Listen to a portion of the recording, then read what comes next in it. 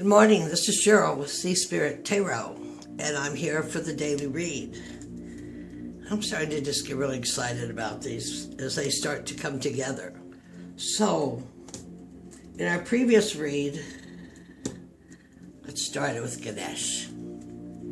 Wholeness. Wholeness.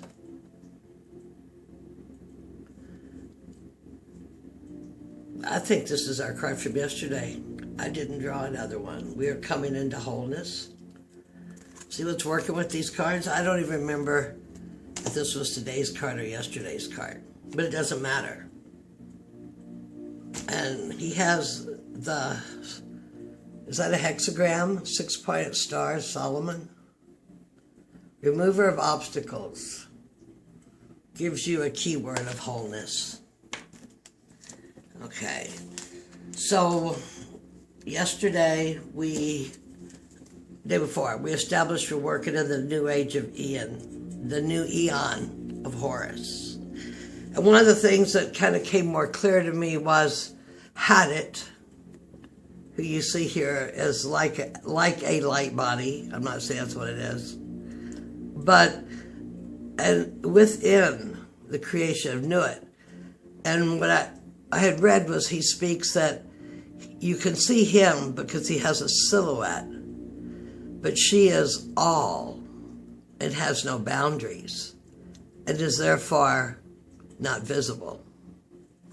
Anyway, that's a side trip of something I got all excited about. I have to really lean forward to show these cards. There's got to be an easier way here that I should have done before. Okay. So and I also said wrong, I said 1994.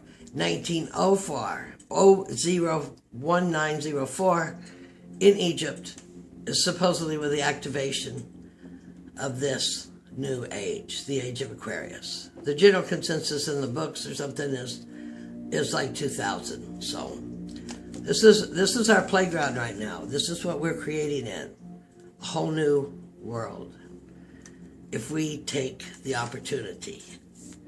And then yesterday we had the Princess of Swords, ruthlessly, which is the base for the Ace of Swords, ruthlessly coming in to get rid of old paradigms, dark aspects, things that we can't ascend with.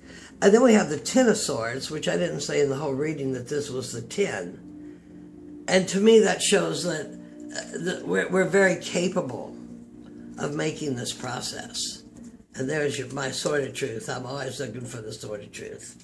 So we're very capable of this. And the time is now. Now today's reading is fun. Today the last card yesterday was, sorry about that, the Ten of Swords. Actually, and I don't quite understand about those swords fractured.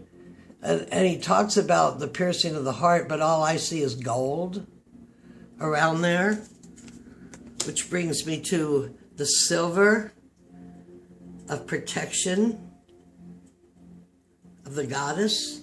And the card that came up today was, well, this card fell out after I'd already, and this is the Queen of Swords, who is nothing but a reflection of yourself in love, which is what this whole ruthless thing is searching for that frequency of love. And I'm going to just throw this out here. And the gold within the masculine. So today's first card is Death. Except it's not called Death, is it? Oh, it is, Death. And this is Scorpio.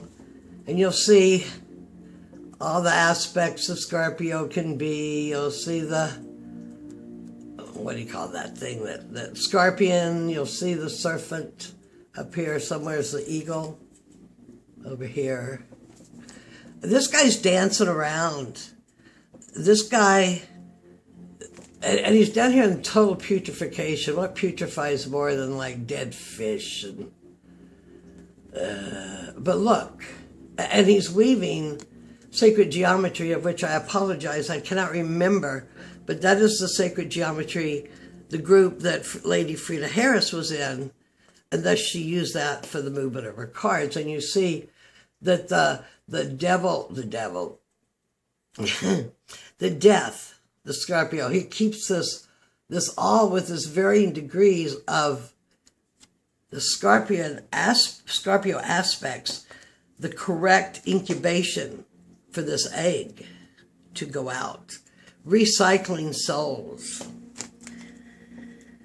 Child of the great transformation, Lord of the gate of death. The universe is change. Every change is the effect of an act of love. An act of love. Could be positive or negative, couldn't it? All acts of love contain pure joy. Well, I'm wrong on that. Die daily. And that's how you grow. And the philosophies about the actual death is this is supposed to be real orgasmic. And we should go a frequency every time, we do what we are capable, where I put those cards, capable of doing with those swords. Aspects of purification incubate the Orphic egg. Formula continued. Life, death, putrefaction. Original secretive male creative God dancing, stirring up life. And that's what cued me to this. It has boundaries, but the female receptive energy has no boundaries. We are receptive.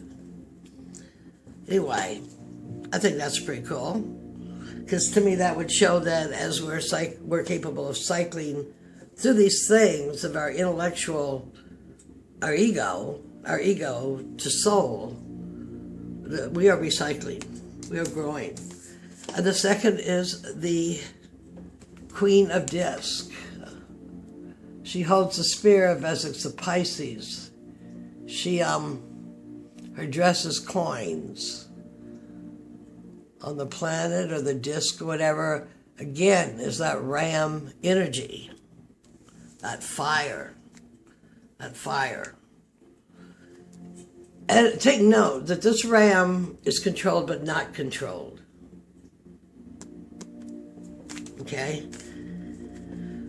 20 degrees Scorpio, 20 degrees,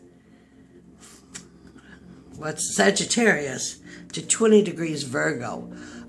It's a fixed sign. It's looking to create and philosophy.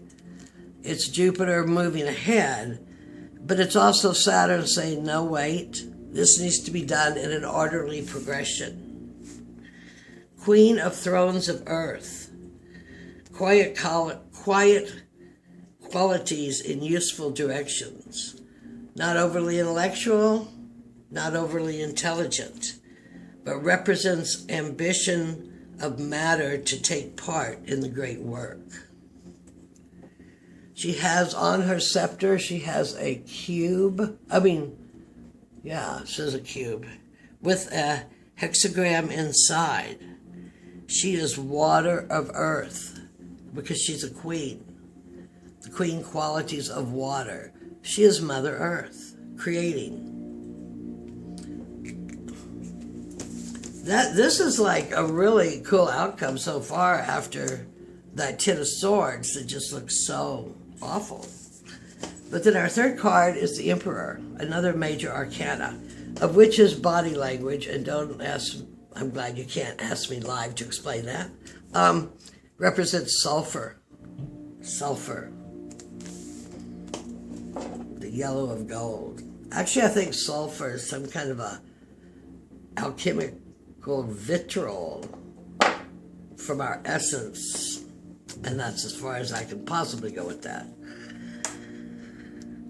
So he's got when I want you both, but fire and earth. So he would be fire and earth because he's Mars, but he must be exalted by the sun of the morning, chief among the mighty.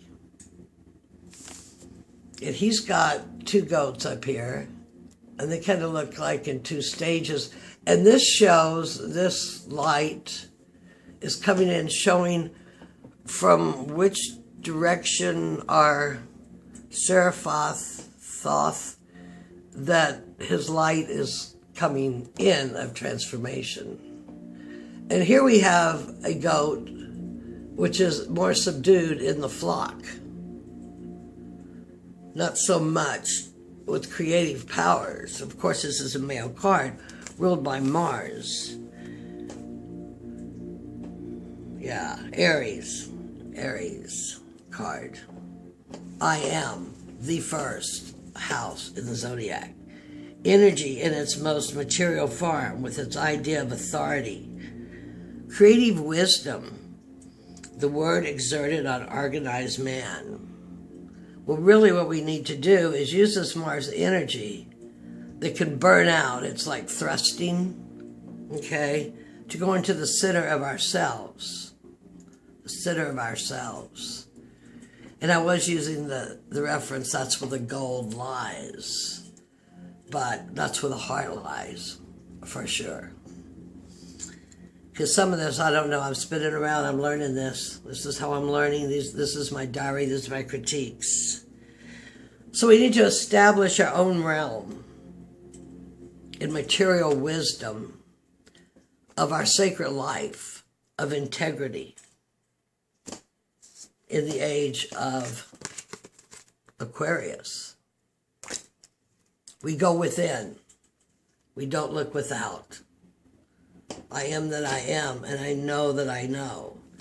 And wasn't this something I said, something, I didn't re-look this up, but Osiris says I, and Isis says am, and Hadit says me. I am me, and I am creating.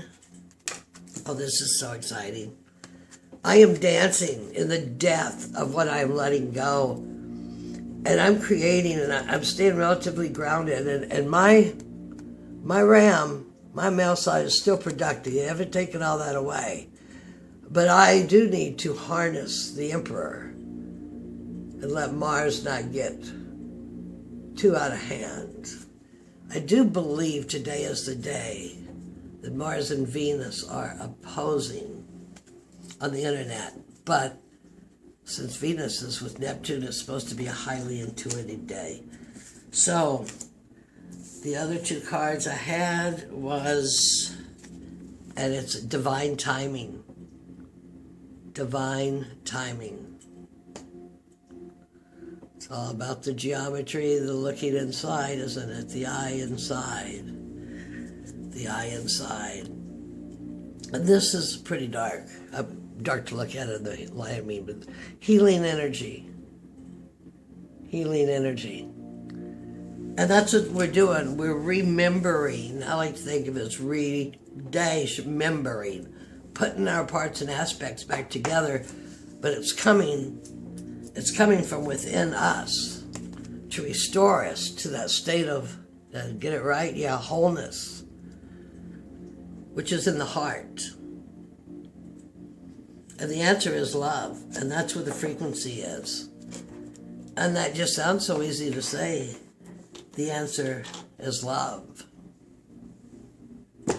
So, that's, I don't know how to finish that off any better. That is my thoth reading for today. If you join me, I'm making these tutorials for my throat chakra, my solar plexus, and for my retirement. Enjoyment, whatever, to connect. I'm a midwife for the new energy. If you stopped by, God bless you. Om Shanti, Om Shanti. Bye-bye. Talk to you later.